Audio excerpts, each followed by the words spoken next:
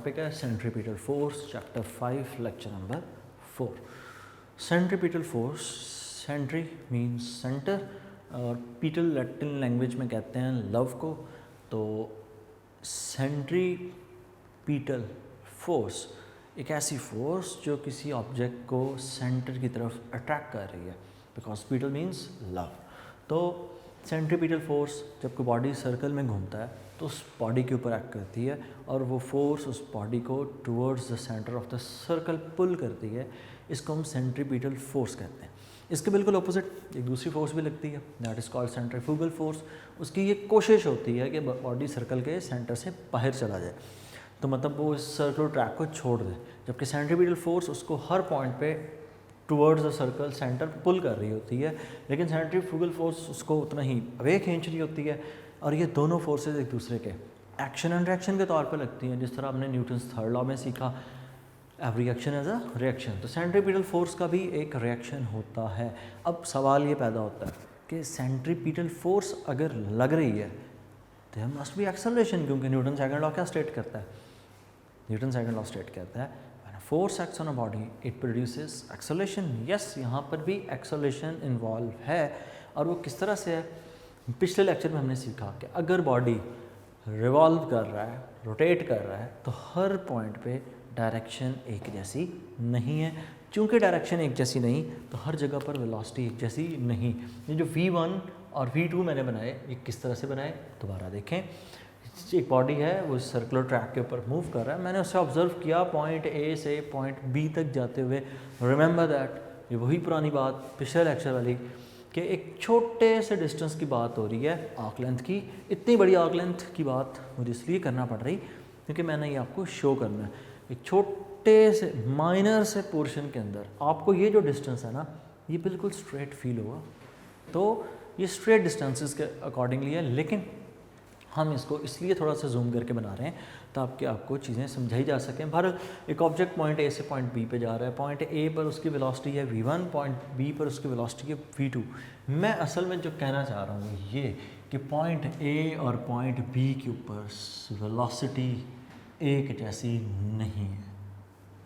Point A और point B पर velocity एक जैसी नहीं है। वेलोसिटी एक जैसी क्यों नहीं है? अंडरस्टूड सी बात है, चूँकि डायरेक्शन एक जैसी नहीं है और स्पीड बिल्कुल सेम। जो स्पीड पॉइंट 1 पे वही स्पीड पॉइंट 2 पे, और इस कॉमन स्पीड को हम v से रिप्रेजेंट कर लेते हैं। अब ये दो बातें होंगी ना कि एक दफ़ा v1 और v2 बराबर है और एक दफ़ा v1 और v2 बराबर नहीं है। तो ये इक्वालिटी वाला मामला क्यों नहीं है? वो इसलिए नहीं है कि ऊपर मैंने डिस्कस किया वेलोसिटी को, नीचे मैंने डिस्कस किया हुआ है स्पीड को। वेलोसिटी और स्पीड में फ़र्क है ना। स्पीड स्केलर क्वांटिटी है तो थ्रू आउट एक जैसी होगी, और वेलोसिटी एक वेक्टर क्वांटिटी है, तो ये हर पॉइंट पर वेलोसिटी चेंज हो रही है। वेलोसिटी चेंज होगी तो क्या प्रोड्यूस होगा? एक्सेलरेशन। और अगर एक्सेलरेशन प्रोड्यूस हो, there must be some sort of force, because Newton second law states when a force acts on a body it produces acceleration। और अगर एक्सेलरेशन इन्वॉल्व है इसका मतलब फोर्स तो होगी। तो सेंट्रीपिटल फोर्स के लिए फॉर्मूला है Fc, सिंबल इसका, और इसका फॉर्मूला है Fc centripetal force is equal to ma। हर फोर्स की तरह इसका फॉर्मूला भी यही है, लेकिन इसके फॉर्मूले में ये एक्सेलरेशन सिंबल एक्सेलरेशन नहीं है, बल्कि इट इज़ सेंट्रीपिटल एक्सेलरेशन। आगे चल के हम इसी को कैलकुलेट करेंगे और सेंट्रीपिटल एक्सेलरेशन की वैल्यू यहाँ पुट करेंगे और हमारे पास सेंट्रीपिटल फोर्स का फॉर्मूला आ जाना चाहिए। और रह गया इसका यूनिट, तो किसी भी किस्म की फोर्स हो उसका यूनिट हमेशा न्यूटन ही हुआ करता है, फिर वो इन सेंस ऑफ वेट हो, टेंशन हो, एक्शन, रिएक्शन, व्हाटएवर, हमेशा यूनिट न्यूटन। तो लेट्स स्टार्ट। एक बॉडी पॉइंट ए से मूव करके आया पॉइंट बी पे। अगेन पॉइंट ए और पॉइंट बी के दरम्यान में फासला बहुत कम है, इतना कम है कि आपको ये स्ट्रेट फील होता है, लेकिन मैंने समझाना है तो मैंने इसको थोड़ा जूम करके बनाया। पर पॉइंट ए से पॉइंट बी तक बॉडी गया, ए पर उसकी वेलोसिटी v1, बी पे velocity v2, because direction is changing. अब पॉइंट ए से पॉइंट बी तक जाने में इस बॉडी को टोटल टाइम लगा, let's say it takes time t। तो इस बॉडी का जो डिस्टेंस ट्रैवल्ड होगा ना s, that will be equal to velocity multiply by time, speed multiply by time distance. यहाँ से अगर मैं टाइम को कैलकुलेट करूँ तो टाइम के लिए फॉर्मूला हो जाएगा t is equal to s over v। इसको इक्वेशन नंबर 1 के तौर पर होल्ड कर लीजिए। Now acceleration, as acceleration is change in velocity with respect to time. ये है एक्सेलरेशन का फॉर्मूला। और जाहिर सी बात है वेलोसिटी तो चेंज हो रही है, पॉइंट 1 मतलब A और पॉइंट B मीन्स की वेलोसिटी v2, ये दोनों सेम नहीं है, वेलोसिटी तो चेंज हो रही है। वेलोसिटी चेंज होगी तो एक्सेलरेशन प्रोड्यूस होगा। तो हम इस टाइम t को इक्वेशन 1 से रिप्लेस कर रहे हैं फ्रॉम इक्वेशन नंबर 1। इक्वेशन 1 से इसे रिप्लेस करें तो एक्सेलरेशन का फॉर्मूला हो जाएगा acceleration A is equal to delta V over S over V। Time की जगह रिप्लेस हो जाएगा S ओवर V। ये V नीचे डिवाइड हो रहा है, ऊपर जाकर मल्टीप्लाई। तो एक्सेलरेशन का फॉर्मूला क्या आ जाएगा, A is equal to V delta V over S।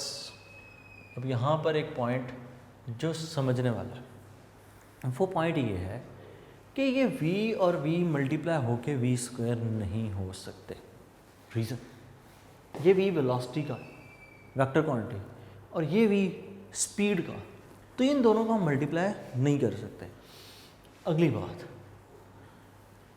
हम इनकी वैल्यूज़ इस डेल्टा v की लेकर आएंगे, और कहाँ से लेकर आएंगे, वेक्टर्स की मदद से, क्योंकि इसको तो हेड टू टेल रूल से प्लस माइनस होना है ना। चेंज है, चेंज का मतलब क्या होता है, माइनस माइनस करना है। और किस तरह करना है, हेड टू टेल रूल से। तो हम बाकायदा इसकी बनाएंगे डायग्राम्स। मैंने एक और सर्कल भी बना रखा है, ये आगे चल के हमें हेल्प करेगा। तो लेट्स सी इन डायग्राम से आप कैसे इन्फर करते हैं। फिर जब आप पेपर पे इस क्वेश्चन को लिखते हैं, आपने इसी तरतीब में लिखना है और ध्यान रखना है जहाँ जो स्टेप चल रहा है उसकी डायग्राम वहीं बननी चाहिए। देखो मैंने सर्कल बनाया तो इसके साथ इसी की सारी एक्सप्लेनेशन लिखी है, सारी डेरिवेशन भी इसी की है। अब जब मैं नई डायग्राम बना रहा हूँ तो मैंने उस नई डायग्राम की एक्सप्लेनेशन लिखनी है, नई डायग्राम की ही डेरिवेशन साथ लिखनी है। तो आप नई डायग्राम बनाएंगे चेंज इन वेलोसिटी की। अब चेंज इन वेलोसिटी कैसे फाइंड होगा, वेलोसिटी को आपने करना है माइनस। कैसे, जो चेंज इन वेलोसिटी होगा, change in velocity is equal to v2 final velocity minus initial velocity. ये दो वेलोसिटीज हमारे पास v1 और v2, इन दोनों को आपने माइनस करना है। लेकिन हमारे पास हेड टू टेल रूल में माइनस का तो रूल ही नहीं है, तो कोई बात नहीं, हमने जो दूसरा रूल पढ़ा है उसको यूज़ करते हैं ना। हम क्या करेंगे, v2 के अंदर v1 को माइनस में कन्वर्ट करके ऐड कर देंगे कुछ इस तरह से। तो हमें पहले नेगेटिव ऑफ v1 फाइंड करना पड़ेगा और हम फिर उसको v2 में ऐड कर देंगे। तो हमारे पास क्या चीज़ आ जाएगी, डेल्टा v। लेट्स सी, हमारे डायग्राम के मुताबिक v1 कुछ इस डायरेक्शन में, ये जिस तरह यहाँ बने हैं एज इट इज़ आपने यहाँ बनाने।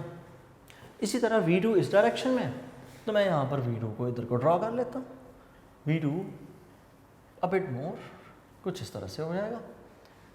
अच्छा, एक और चीज़ का जो आपने ध्यान रखना है, इन दोनों की लेंथ सेम रखनी है। डायरेक्शन तो सेम नहीं ना होगी, वो तो वैसे ही अलग अलग है दोनों की। डायरेक्ट लेंथ क्यों सेम रखनी है, क्योंकि स्पीड सेम है दोनों की। नेक्स्ट चीज़, और वो ये कि आपने इस v1 का इन्वर्स फाइंड करना है। वजह ये नेगेटिव है ना, नेगेटिव ऑफ v1 फाइंड करना है। अगर v1 इस डायरेक्शन में है तो माइनस v1 इसी लेंथ का होगा, इसके ऑपोजिट होगा। ये हमने कैलकुलेट कर लिया माइनस v1। अब आप v2 को और माइनस v1 को आपस में ऐड कर दें, तो v1 जिस तरह बना हुआ एज इट इज़ आ गया, v2 एज इट इज़, और इसके अंदर ऐड करना है किसको, माइनस v1 को। नेगेटिव v1 इसके अंदर आप ऐड कर दें तो नेगेटिव v1 यहाँ से यूँ ऐड हो जाएगा इस डायरेक्शन में कुछ। हेड टू टेल रूल में रिजल्टेंट कैसे फाइंड करते हैं? पहले की टेल को लास्ट के हेड से ज्वाइन करते हैं। तो ये पहले की टेल को लास्ट के हेड से ज्वाइन कर दिया, ये हमारे पास हो गया डेल्टा वी। और ये डेल्टा वी किसकी इक्वल है? V2 माइनस V1 के। तो जो डायग्राम उसी की एक्सप्लेनेशन उसके साथ आप यहाँ पर बनाएंगे एंगल थीटा, इन दोनों के दरमियान में यहाँ बन जाएगा एंगल थीटा। ये है P, इस पॉइंट को हम नाम दे देते हैं Q, इस पॉइंट को हम नाम दे देते हैं R। मैंने अपनी मर्ज़ी से इनको नाम दिए। अब बुक पे यहाँ पर एक चीज़ लिखी हुई है और जो बड़ी अहम है वो ये, अब हमारे पास हो गई हैं दो ट्रायंगल्स। कौन कौन सी? एक OAB, ये तो सेक्टर है, ट्रायंगल कैसे है? रिमेंबर दैट थिंग, मैंने आपको क्या बताया कि ये A से B तक इतना छोटा मामला है कि एक स्ट्रेट लाइन की तरह डील करना है हमने से। तो एक ट्रायंगल हमारे पास होगी ट्रायंगल OAB और दूसरी ट्रायंगल कौन सी होगी? PQR। अब ये जो दोनों ट्रायंगल्स हैं ना, बुक आपकी स्ट्रेट करती है, ये दोनों आइसोसेलेस हैं और ये दोनों कॉन्ग्रेंट हैं। ये दोनों आइसोसेलेस हैं और ये दोनों कॉन्ग्रेंट हैं। आइसोसेलेस तो प्रूफ करना बड़ा आसान है, कॉन्ग्रेंट प्रूफ करना मुश्किल नहीं है, इट्स बिट ट्रिकी। तो दूसरा सर्कल है मेरे पास, मैं वहाँ से आपको एक्सप्लेन करके बता दूंगा कि ये कैसे सेम है। बुक पे इसकी एक्सप्लेनेशन बहुत कम लिखी है, let's see how it will go. तो आइसोसेलेस ट्रायंगल्स क्या होती हैं? ऐसी ट्रायंगल जिसकी दो साइड्स आपस में सिमिलर हों। इस ट्रायंगल OAB में ये भी रेडियाई है, ये भी रेडियाई ऑफ द सर्कल है, ये दोनों रेडियाई बराबर ही होंगे ना, तो इसका मतलब ये तो आइसोसेलेस ट्रायंगल है। ना कम ओवर हियर, मैंने कहा V1 और V2 दोनों की लेंथ सेम है, याद है आपको? क्यों? क्योंकि दोनों का मैग्नीट्यूड सेम है ना, तो लेंथ दोनों की क्या होगी? सेम। चैप्टर 2 में हम पढ़ के आए कि length of the vector represents its magnitude, तो मैग्नीट्यूड दोनों का सेम। अगर ये दोनों का मैग्नीट्यूड मतलब दोनों की लेंथ सेम, तो इस बात का मतलब ये हुआ ये भी आइसोसेलेस ट्रायंगल है। तो आइसोसेलेस वाला मामला तो हल है। अब बुक पे जो अगली चीज़ लिखी है वो ये, the angle AOB, angle AOB is equal to the angle PRQ या QRP, एक ही बात है। और बुक पे इसकी कोई डिटेल नहीं शेयर की कि कैसे ये दोनों इक्वल हैं, बस ये कहा गया ये इक्वल है। हम ये मान के चल सकते हैं, लेकिन उसके लिए मैं आपको एक चीज़ समझाता हूँ, वहाँ से आप देखें। बजाय इसके कि हम ये डील करें कि बॉडी A और पॉइंट B इस तरह है, हम सर्कल पे कहीं पर भी दो पॉइंट्स बना सकते हैं। तो मैं सर्कल के ऊपर पॉइंट एक A यहाँ बना देता हूँ, पॉइंट B मैं यहाँ बना देता हूँ। अब पॉइंट A और B के मुताबिक अगर मैं यहाँ पर बॉडी का रेडियस बनाऊँगा, तो यहाँ बॉडी का रेडियस कुछ इस तरह से इस पॉइंट पे यूँ बन जाएगा, ये पॉइंट आ जाएगा O, और यहाँ मैं इसका रेडियस ड्रॉ करूँगा पॉइंट B से, तो ये यहाँ पर यूँ ड्रॉ आ जाएगा पॉइंट B के ऊपर रेडियस। अब यहाँ पर दोनों रेडियाई के दरमियान में एंगल कितना है? 90 डिग्री। सेम वेलोसिटीज़ बनाएं, तो अगर आप वेलोसिटी यहाँ बनाएंगे तो यहाँ वेलोसिटी बनेगी टेंजेंट पे, तो वेलोसिटी V1 आएगी इधर, वेलोसिटी V2 किधर आएगी? नीचे को, क्योंकि बॉडी एंटी क्लॉकवाइज चल रहा है ना। अब V1 और V2 के दरमियान में एंगल देखेंगे कितना है? अच्छा, V1 का माइनस V1 भी करना होगा, तो दोनों वेक्टर्स को पहले ड्रॉ करें। ये काम आपने बोर्ड के पेपर में नहीं करना। V2 आ गया डाउनवर्ड, V1 आ गया इस डायरेक्शन में, ये सिर्फ कॉन्सेप्ट डेवलप करने के लिए। और माइनस V1 हमने चूँकि बनाना है, तो माइनस V1 इसके ऑपोजिट, माइनस V1 इसलिए बनाना है ना कि हमने V2 और माइनस V1 को ऐड करना है। अब हेड टू टेल रूल से इन्हें ऐड करते हैं, तो पहले आ गया V2 और उसके बाद आ गया माइनस V1,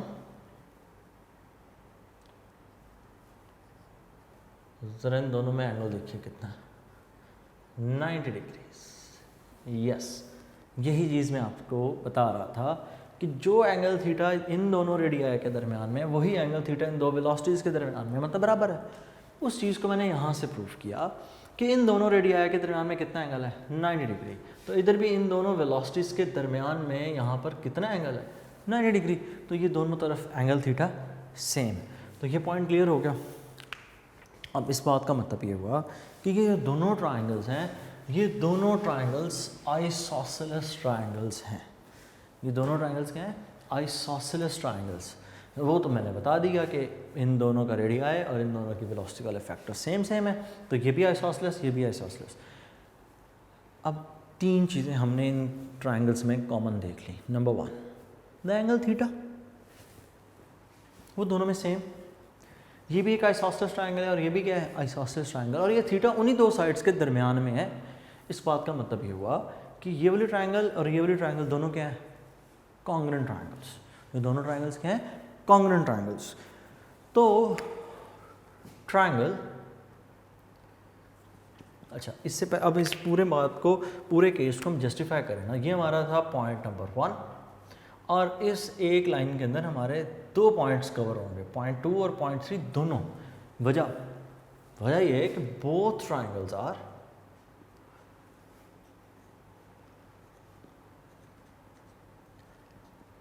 आइसोसेलेस। अगर ये दोनों ट्राइंगल्स आइसोसेलेस हैं और साथ एंगल भी सेम है तो 3 चीज़ें टोटल हो गई ना, 2 साइड्स, एक angle, side angle side, both triangles are congruent. तो इन तीनों चीज़ों को ज़हन में रखते हुए हम ये कह सकते हैं बोथ ट्राइंगल्स आर कॉन्ग्रुएंट।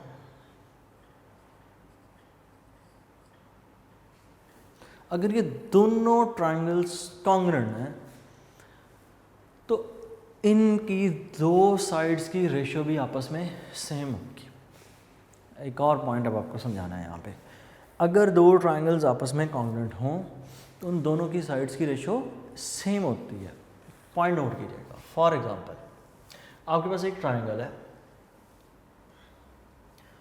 ये इसकी हाइट h1, हाइट की जगह परपेंडिकुलर कर लें, परपेंडिकुलर P1, इसकी बेस B1 मतलब ये पूरी बेस, और इसका ये हाइपोटेन्यूज H1।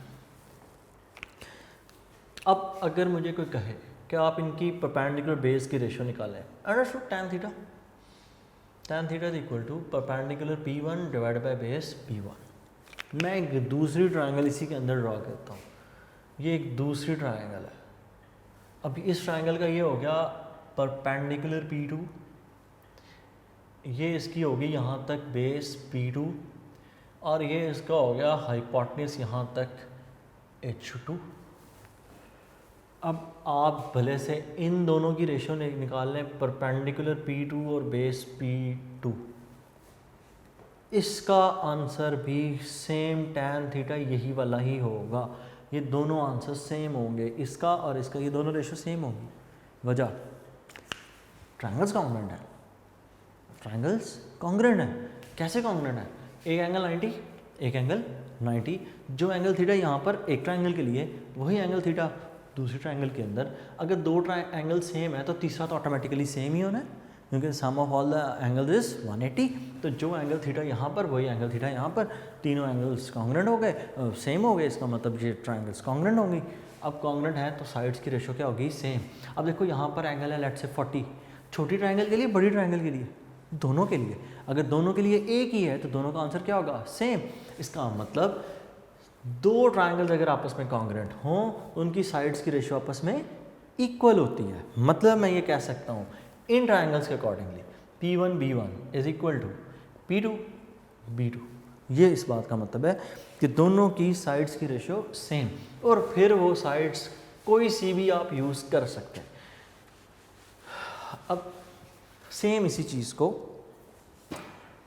यहाँ अप्लाई करें ट्राइंगल AOB पे और ट्राइंगल PQR पे, तो दोनों के अंदर मामला सेम ही होगा। तो वो ट्राइंगल्स आर कॉन्ग्रुएंट। तो मैं यहाँ से जो 2 साइड्स उठा रहा हूँ ना इस ट्राइंगल से, एक मैं उठा रहा हूँ AB, यहाँ एक सवाल होगा, मैं बताता हूँ वो क्या होगा, और दूसरी साइड कोई सी भी OA या OB, इन दोनों में से कोई एक पिक कर लें, let's say OA। Is equal to, क्या हम ये दो साइड्स पिक कर सकते हैं? भले से पिक कर लीजिए, लेकिन एक मसला आएगा ना, हम इस डेल्टा वी को ढूंढते फिर रहे हैं। अगर मैं इस साइड को यूज़ नहीं करूँगा तो मैं डेल्टा वी भी नहीं ना ला पाऊँगा, क्योंकि यहाँ तो रेडिया रेड कैसे कैंसिल होकर आंसर 1 हो जाएगा। जब मैं इस साइड पर आऊँगा तो मुझे यहाँ से इस ट्राइंगल से हर सूरत अब इसको उठाना पड़ेगा। वजह, ये दोनों सेम है, एक इनमें से उठाया गया, एक तीसरी साइड डिफरेंट वाली उठाई गई। यहाँ पर भी ये दोनों सेम है, एक ये उठाया जाएगा इनमें से कोई एक, और एक इनमें से डिफरेंट वाला। तो यहाँ से मैं उठा रहा हूँ ए बी के सामने आपने अब डिफरेंट वाले को ही लिखना है, क्यू पी को, क्योंकि इसके कॉरस्पॉन्डेंस ये साइड है और इन दोनों के साइड्स में कोई डिफरेंस नहीं है, सेम सेम है आइसोसेलेस है। और दूसरी साइड पर आ जाएगा लेट्स से क्यू आर। अब नेक्स्ट चीज़, यहाँ से अगर हम वैल्यूज पुट करें तो ए बी की यहाँ पर वैल्यू पुट हो जाएगी, डिस्टेंस ऐसा आ जाएगा डिवाइड बाय ओ ए क्या आ जाएगा, radius r, q b delta v, और q r v two. Okay, अब V2 को मैंने कहा V1 V2 इक्वल है और किसके इक्वल है, V के, तो यहाँ रिप्लेस हो जाएगा V से। आप में से को पूछे कि अगर हम QR और P को कर लें तो माइनस साइन आ जाएगा, माइनस साइन ही लेकर आना। वजह, अब मैग्नीट्यूड डिस्कस हो रहे हैं, मैग्नीट्यूड्स अगर डिस्कस हो रहे हैं तो आपने सिर्फ वैल्यू लिखनी है, वैल्यू लिखनी है तो प्लस के साइन ही चलेंगे। तो यहाँ डेल्टा V के लिए फॉर्मूला हो जाएगा, ये V उधर जाकर मल्टीप्लाई, तो फॉर्मूला हो जाएगा एस V ओवर आर। आप इस ग्रीन इक्वेशन को नाम दें इक्वेशन 2 का और इसको इक्वेशन 2 में पुट कर दें by putting in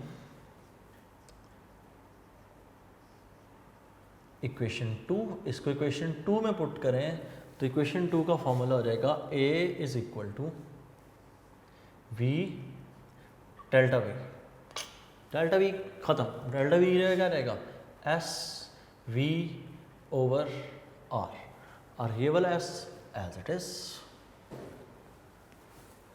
S s से कैंसिल, तो एक्सेलरेशन का फॉर्मूला हो जाएगा a is equal to v square over r. This is what we call centripetal acceleration. इस सेंट्रीपिटल एक्सेलरेशन को यहाँ हम पुट करते हैं तो सेंट्रीपिटल फोर्स का फॉर्मूला हो जाएगा F C is equal to M, centripetal acceleration की जगह वी स्क्वेयर ओवर आर, तो फॉर्मूला हो जाएगा M we square over are.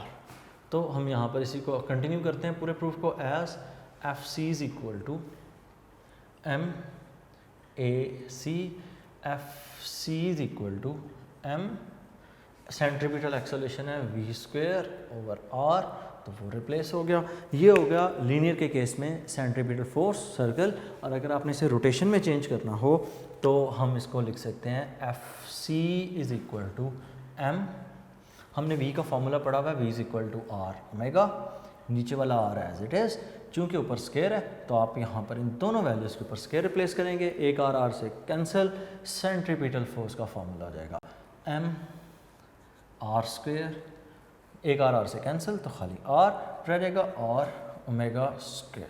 Centripetal force का फॉर्मूला हो जाएगा for rotation F C is equal to m r omega square. So ये था हमारा सेंट्रीपिटल फोर्स का टॉपिक, उसकी डेरिवेशन। अगर आप पेज मूव करें 126 पे तो यहाँ पर एक न्यूमेरिकल है जो इसी टॉपिक की मदद से हमने सॉल्व करना है। न्यूमेरिकल नंबर है 6, a car is travelling at a speed of 144 kilometres per hour.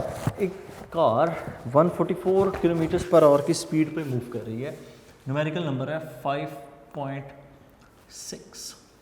Data velocity उसकी गिवन है, स्पीड गिवन है, speed is 144 kilometres per hour. आप इसको 3.6 से डिवाइड करें और मीटर पर सेकंड में चेंज करें तो ये हो जाएगा 144 divided by 3.6 is equal to 40 metres पर सेकेंड। ये हो गई speed. Rounds a curve of radius 100 metre, radius given है r is equal to 100 metres,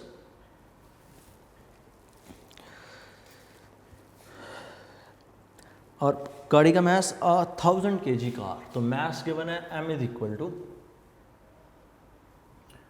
1000 kg।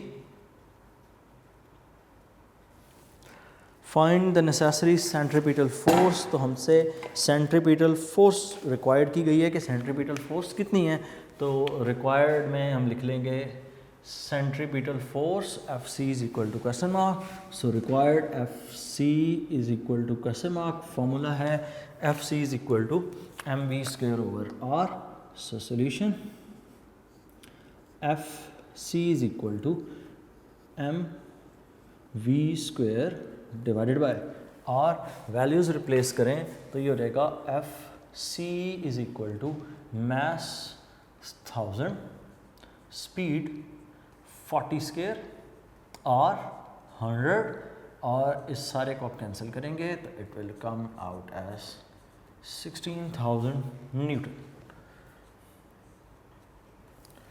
और आप इसके साइंटिफिक नोटेशन में चेंज करेंगे तो it will be 1.6 into 10⁻⁴। So ये हमारा टॉपिक था सेंट्रीपिटल फोर्स। नेक्स्ट टॉपिक हम डिस्कस करेंगे मोमेंट ऑफ इनर्शिया इंशाल्लाह। अल्लाह हाफिज़।